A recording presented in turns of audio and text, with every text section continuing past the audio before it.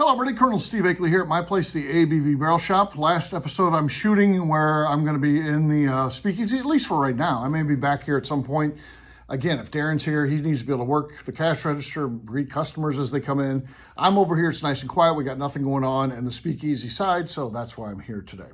So today is part 2 of a two-parter where I'm going to be talking about this one time, maybe 2 times now, where I get in trouble with a PR person of a company that happens to be Buffalo Trace. Nothing against them. I like those folks there. I like the whiskey that they make, but I got in some pretty big trouble here. So the first one, just to recap, if you missed that one, I decided to reach out to Mark Brown to see if he'd come on my podcast, The Bourbon Show, and do an interview because he had his personal email on the Sazerac website. I just checked. It's not on there anymore. He's kind of like president emeritus now or something like that. He's still involved with the company, but he's not the day-to-day guy, so his email isn't on there anymore. But I ended up not interviewing him, and nor did I interview anybody else because I got in trouble because the PR person told me that you don't reach out to executives like that and put them on the spot and stuff. So, okay, I got in trouble. I got my hand slapped. Believe it or not, you think you learn a lesson and it happens. But I had such a unique situation come up, I end up getting myself in trouble a second time. So here's how it goes down. So I come from the transportation industry. I was in sales. I worked in corporate America. I was for a moving company, and my job was to go out and get contracts with with companies that utilize moving services. So, like if you have employees that you're going to be moving, we wanted you to use us. And that's what I did for a living. And then, it evolved where I eventually would be training salespeople and stuff like that. But so I knew this sales guy out of Texas. His name's Charles Wilchansky, good guy. Put a photo of him up there. I always liked Charles, and he's retired now, but he's still around, and always liked him. A good friend of mine when I was in the business. So I worked with Charles for I just looked this up in preparation for this. 18 years of the 20 years I was in corporate America, I worked with Charles and, calling on accounts and stuff like that, helping him out. So Charles, after I get out of the moving industry, he reaches out to me and says, hey, I see you on LinkedIn and stuff like that, and you're doing stuff in the world of bourbon right now. He's like, a good friend of mine, I think, has something to do with bourbon. I'm like, okay, who's your friend? And he says, his name's William Goldring, and he owns a company called Sazerac. I'm like, are you kidding me? I'm like, this can't even be true. I knew that Charles grew up in New Orleans, somewhere in the New Orleans area. It might not be specifically downtown New Orleans or anything, but I knew he was a New Orleans guy. And I knew that he also liked to play sports. He was like a basketball player in high school and stuff like that.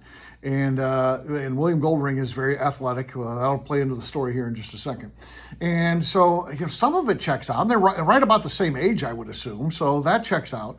But could he really know William Goldring? And how does he never bring it up to me? And to that point, then I'm like, well, I didn't really go when I was in sales talk about bourbon all the time or anything like that. So maybe it happens like that. So he's like, he's still a good friend of mine to this day. I'm like, are you kidding me? This is unbelievable. He's like, maybe I could have him call you. I'm like, sure. But then I'm like, there's no way that's going to happen. Right? So I just gave him my phone number. I don't think anything of it. And then a week later, it takes a little while, but a week later, my phone rings. I don't recognize the number. I just pick it up, and it's William Goldring, Bill Goldring of Sazerac. And he's like, hey, I'm getting ready to go out and play tennis. Again, sports guy, still active. And he's like, I'm in Florida getting ready to go play tennis, but it's raining. And I've got a little bit of time here. And my dear friend, Charles Wilchansky, said that you might be interested in talking to me. I'm like, absolutely.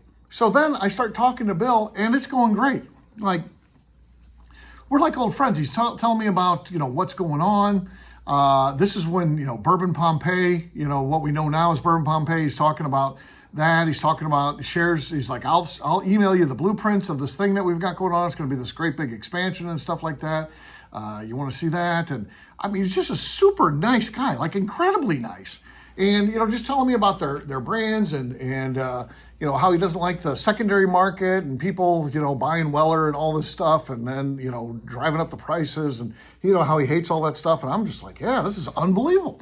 So I'm having a good time. And then he's like, okay, well,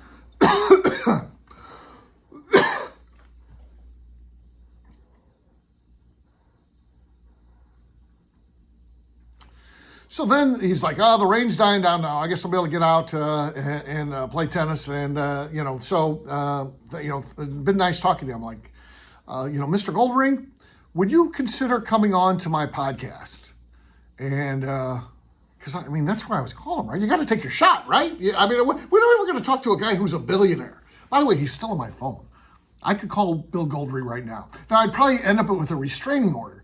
But technically, he's in my phone. The guy, because I talked to him, he didn't block his number or anything. He just calls me.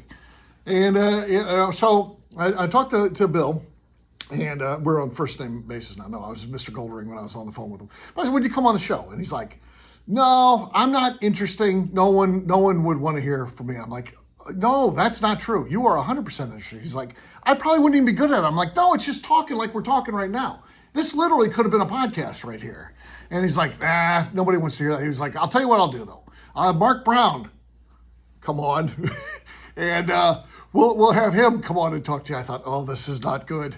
I already know what's happening now. So, and I'm like, no, we don't need to worry about Mark. He's I like Mark, but I just don't feel like he'd want to come on. We don't need to bother with that.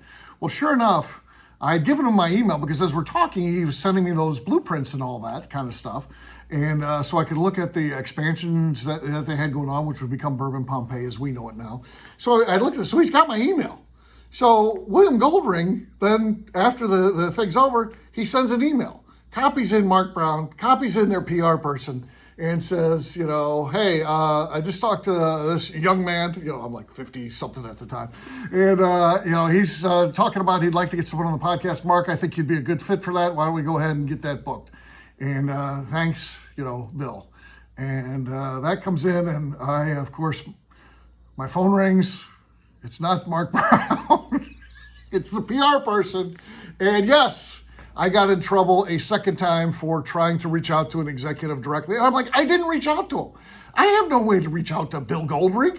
He reached out to me. And they're like, yeah, right. So Bill Goldring just calls you. I'm like, well, I know a guy who knew him, and he said he'd have him call me, but I didn't think he ever would. And they're like, no, we told you once, and then you did this again, and then I went in the penalty box. Then I was like, I can't get samples, or, I'm in trouble.